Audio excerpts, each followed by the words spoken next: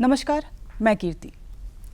दर्शकों, 1905 में Lord Curzon ने जब बंगाल विभाजन का ऐलान किया था, तब कोलकाता के टाउन हॉल में स्वदेशी आंदोलन की शुरुआत की गई थी, जिसके बाद से इंडिया गवर्नमेंट द्वारा हर साल इस दिन को याद करके हम 7 अगस्त को हस्तकरघा दिवस मनाते हैं। हस्तकरघा उद्योग ने कई उतार चढ़ाव देखे, लेकिन वर्तमान में हस्तकरघा कैसे शिखर की ओर अग्रसर हो रहा है, आज हम उस पर बात करेंगे। और इसके लिए हमने अपने स्टूडियो में आमंत्रित किया है weavers development and research organisation के अध्यक्ष विजय कुमार भारती जी को। भारती जी, आपका बहुत बहुत स्वागत है। नमस्कार, जय बुनकर, जय भारत। सबसे पहले मैं चाहूंगी कि आप हमारे दर्शकों को ये बताएं कि आखिर हस्तकरघा उद्योग है क्या। हस्तकरघा का मतलब ये होता है हाथ से जी बने हुए कपड़े, जिसमें मूलतः हैंडलूम बोला जाता है। हैंडलूम 3 प्रकार का होता है, फ्रेमिंग लूम, जी, पीट लूम, लायंस लूम। सभी लूम में तो 4 खुटे होते हैं, बीच में एक जिसको हम लोग कपड़ा बनाने के लिए जो तानते हैं वो रहता है। इसके बाद लाइन्स लूम में कोई कुछ नहीं होता है। लाइन्स लूम सीधा किसी खट्टे से या पेड़ से लगा करके कमर में बांध करके कपड़ा बुनते हैं। जी। हैंडलूम वो है। हैंडलूम में बुनकर दोनों हाथ, दोनों पैर, आँख, हस्त यानी दिमाग का उपयोग करते हुए स्वयं अपने श्रम शक्ति से निर्मित करता है। इसमें किसी पावर का उपयोग नहीं होता है। हस्तकरघा प्राचीन काल में भी, उपनिषदों में भी इसका वर्णन आया, मयूख शब्द का उपयोग आया है, जिसका शाब्दिक अर्थ बुनकर होता है, हैंडलूम होता है, हस्तकरघा होता है। हस्तकरघा का डेवलप प्राचीन काल में आपका नॉर्थ ईस्ट में एक महिला, मेघालय की महिला है और नॉर्थ ईस्ट की है, झरने को देख करके, झरना जो बहती है ऊपर से फ्लो चौड़ा पट्टी, उसको देख करके उसके ऊपर एक जिज्ञासा आया कि हम क्यों नहीं इस प्रकार कपड़े का निर्मित करें। पहले छोटे छोटे टुकड़ों में कपड़े बनाया जाता था, 2 मीटर, 2.5 मीटर, 4 मीटर। लेकिन उस महिला का चमत्कार बोला जाए कि उसने उस झील की कल्पना, बहती हुई झील की कल्पना करके लंबे 12 मीटर, 15 मीटर, 20 मीटर, 25 मीटर कपड़ा बनाने का कार्य प्रारंभ किया। उस क्रम में मात्र हमारे देश में नेचर फाइबर, प्राकृतिक रेशा से लेकर के कपड़ा बुनते थे। महीन कपड़ा नहीं बनता था।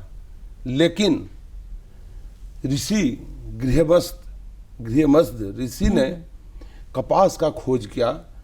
उनके खोजोपरांत उसकी उपज किए और तब से महीन धागे से कपड़ा का निर्माण का काल प्रारंभ हुआ। यह महाभारत काल से पहले रामायण काल में भी कपड़े का जिक्र आया है। स्वयं जब भगवान मर्यादा पुरुषोत्तम भगवान राम का राज दरबार जब हुआ है, तो भरत जी अपने से बुने हुए बलकल वस्त्र का भेंट सुग्रीव जी और विभीषण जी दोनों को उन्होंने गिफ्ट दिया है। ये अपना इतिहास है। अपना इतिहास बहुत ही स्वर्णिम है। प्राचीन भारत काल जो हम सोने की चिड़िया बोलते हैं, सोने की चिड़िया किसी उद्योग के वजह से नहीं है, एकमात्र हस्तकरघा उद्योग। उस समय करोड़ों की संख्या में हमारे देश में करोड़ों लूम था, जिससे तरह तरह के डिजाइनिंग, रंग रोगन, छपाई से भरपूर। उस समय आपको स्मरण होगा, ये सभी लोग जानते हैं कि ढाका का मलमल बहुत अच्छा हुआ करता था। इतना बेहतरीन था कि 26 यार्ड कपड़े का वजन मात्र 60 ग्राम होता था। और उस मुगल कालीन जहांगीर की बेटी मेहरू निशा ने 7 तह पहन करके उस कपड़े को दरबार में चली गई थी।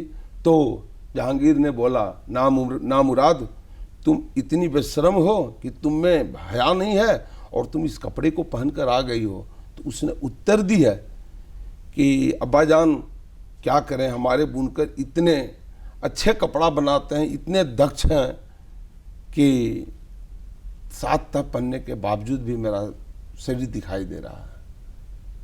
उस समय भारत उसके तो सोने की चिड़िया काल के बहुत बाद आया है मुगल काल, उसके पहले तो और अच्छे डेवलप था।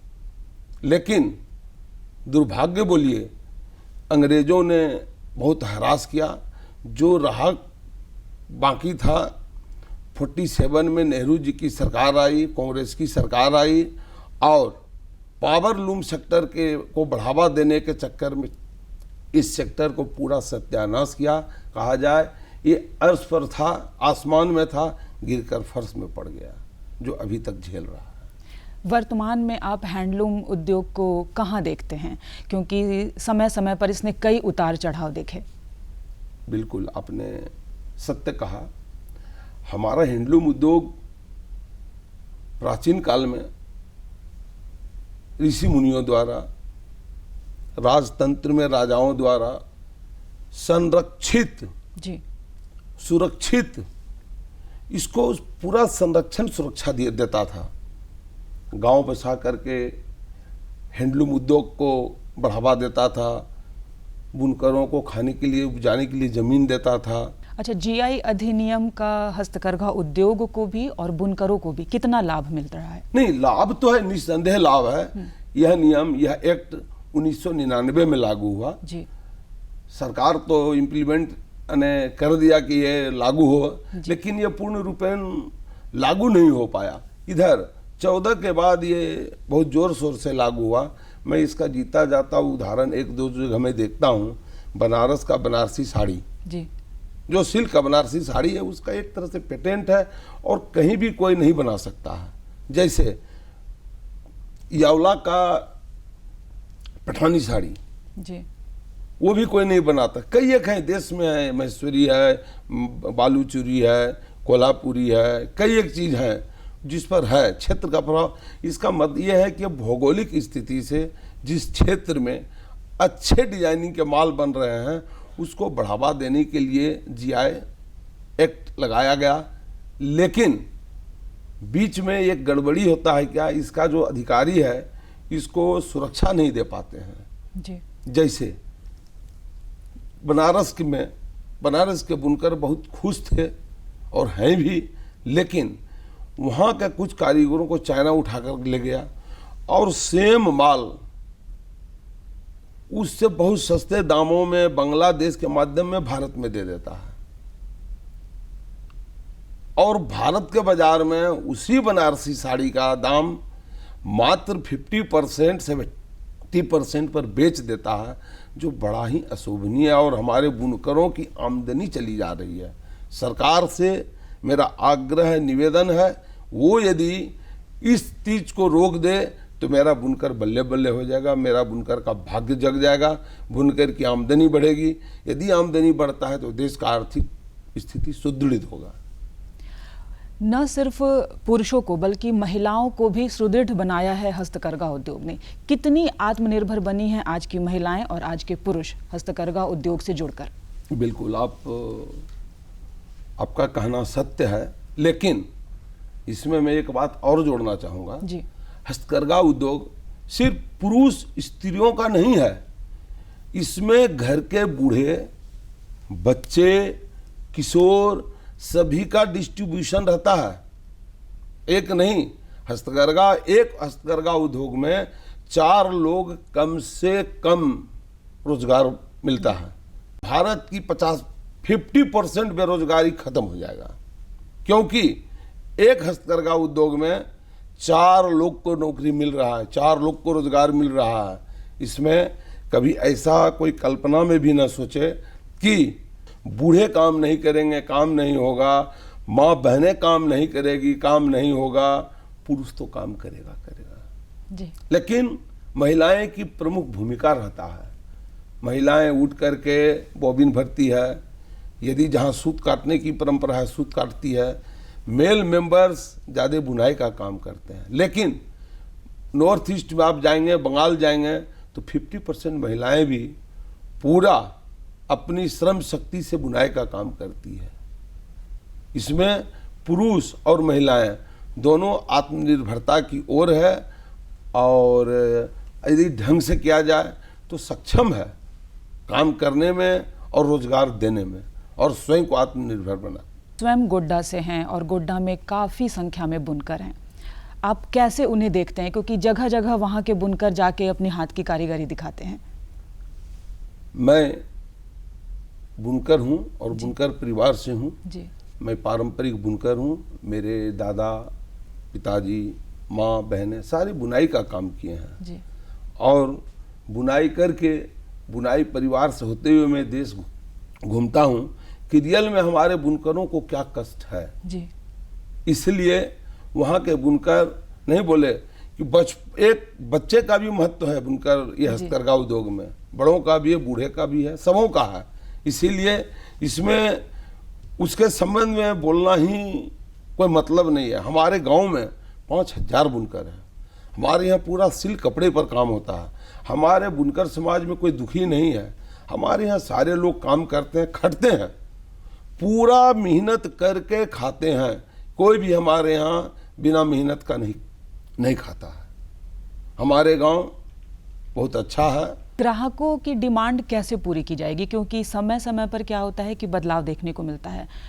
जब से मशीन आई तब से बुनकर उद्योग जो है वो बहुत पीछे चला गया, लेकिन अब फिर से लोग हैंडमेड कपड़े हो गए या हस्तनिर्मित चीज़ें हो गई, लोग पसंद करते हैं, लेकिन उनकी डिमांड जो है वो बदल गई। तो आप लोग उनकी डिमांड को फुलफिल करने के लिए बुनकरों को कितना मेहनत करना पड़ता है? देखिए, मैं तो नमन करता हूँ उन ग्राहकों को जी, जो बुनकरों के लिए देवतुल्य है जी, साक्षात लक्ष्मी है। जी, लेकिन हमारे कस्टमर, हमारे ग्राहक बुनकरों के संपर्क में कम रहता है और मिडलमैन के संपर्क में ज़्यादा रहता है, इसलिए वो ठगाते हैं। ठगाने का एक मुख्य कारण ये भी है, यदि मिडिल वर्ग वाले लोग, मिडलमैन जो कपड़े का व्यवसायिक है, यदि बुनकर लेकर के जाता है उसके पास तो 500 का माल वो 300 में खोजता है, तो हमारे बुनकर क्या करेंगे? मटेरियल में धोखा देंगे ना, मटेरियल धोखा देंगे ना। जहाँ लगना चाहिए 100 ग्राम वहाँ 60 ग्राम देगा। काहे को उसको 200 मीटर का डिफरेंस है, 50-100 मीटर का डिफरेंस, क्या करेगा हमारे बुनकर? अभी यदि सच मायने में हमारे बुनकरों को सही मजदूरी मूल्य मिले तो एक नंबर क्वालिटी, जैसे मोदी जी अपने माननीय प्रधानमंत्री जी एक दिए थे, जीरो डिफेक्ट, जीरो इफेक्ट, उच्च गुण के कपड़े का निर्माण हो, ताकि देश विदेश, देश में अच्छे लोग उसका पहन सके, उपयोग कर सके। मैं बिल्कुल अपने मोदी जी बहुत अच्छे प्रधानमंत्री हैं, उससे शायद अच्छा नहीं आएगा भी नहीं। तो उनका जो है सोच बहुत पॉजिटिव है बुनकर समाज के प्रति, बहुत पॉजिटिव, इतना पॉजिटिव है कि कहना कठिन है कि वैसे देवतुल्य कभी पुरुष आवे न आवे। उन्होंने जो किया है निस्संदेह बहुत अच्छा कर रहे हैं, लेकिन जब तक बुनकरों को श्रम नहीं मिलेगा, मजदूरी नहीं मिलेगा, वो अच्छे क्वालिटी का माल बनाने से हिचकेगा, ये पक्की बात है। अब देश ही नहीं विदेश में भी जो है भारत के बनाए हुए कपड़े ही नहीं, भारत के बनाई हुई चीज़ें जो हस्त निर्मित होती हैं उनकी डिमांड्स बहुत बढ़ रही है। विदेशी लोग बेसब्री से इंतज़ार करते हैं कि कब यहाँ के बुनकरों द्वारा बनाया गया माल उन तक पहुँचेगा। बिल्कुल, आपका कथन 100 नहीं 200% सत्य है। मैंने प्राचीन भारत की कुछ पुस्तकें का अध्ययन किया जी। उस पुस्तक में यह वर्णित है कि जब प्राचीन भारत के बुनकरों द्वारा हस्तनिर्मित कपड़े आते थे, इतने सुंदर डिजाइन, इतने अच्छे रंग रोगन, इतनी अच्छी छपाई कि इंग्लैंड की महिलाएं इंतजार करते थे कि भारतीय मूल के हस्त निर्मित कपड़ा आएगा तो मैं उसको खरीद करके पहनूंगी। इसके लिए वो अच्छा कीमत भी देते थे। इससे हमारे व्यापारी जब आते थे अपने गांव में वापस घर होते थे तो काफ़ी प्रसन्न रहते थे कि भाई विदेशों से जो मैं कपड़ा बेच करके आया हूँ और रत्न आभूषण उस तरफ से लाया हूँ, भारत को बहुत आर्थिक सबलता मिलता था। वर्तमान समय में भी यह स्थिति है। यदि हमारे बुनकर आज भी इतने कुशाग्र तेज बुद्धि वाले हैं कि उनको किसी की आवश्यकता नहीं, यदि उसको पूरी छूट दे दी जाए तो सत्य में अच्छे डिजाइन, अच्छा रंग रोगन, छपाई, सारा चीज डेवलप करके फॉरेन में विदेशों में भेजेंगे और विदेश में जब निर्यात होगा तो भारत सरकार को डॉलर का जो भरपाई पूर्ण रूपेण हो पाएगा, इसमें कहीं कोई संदेह नहीं है। बाजार की बात करूं तो हस्त निर्मित वस्तुओं के लिए और हमारे बुनकरों के लिए अभी के वर्तमान समय में कौन कौन सा बाजार उपलब्ध है? जैसे महात्मा गांधी शिल्प मेला है जी, हैंडीक्राफ्ट बाजार है जी, देश के तमाम महानगरों में भारत सरकार द्वारा हाट बाजार लगाया जा रहा है, प्रदर्शनी लगाए जाते हैं, प्राइवेट कंपनियों द्वारा लगवाया जा रहा है।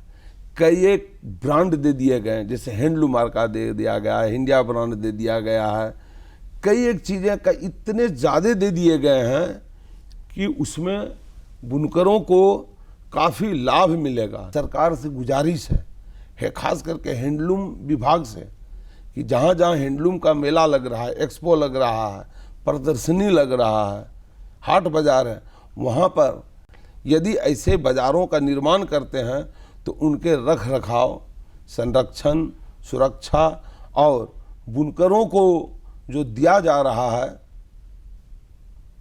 सुरक्षा के तहत माल की जो है उन अच्छे क्वालिटी की माल का जो है देख रेख अधिकारी करे तो फिर हैंडलूम का मामला सुधरेगा। धीरे धीरे हर उद्योग जो है वो हाईटेक हो रहे हैं। हाँ। आपको क्या लगता है, क्या वाकई हस्तकरघा उद्योग भी हाईटेक हो चुका है या हाईटेक होने की कगार पर है? सरकार क्या कुछ कर रही है इसके लिए?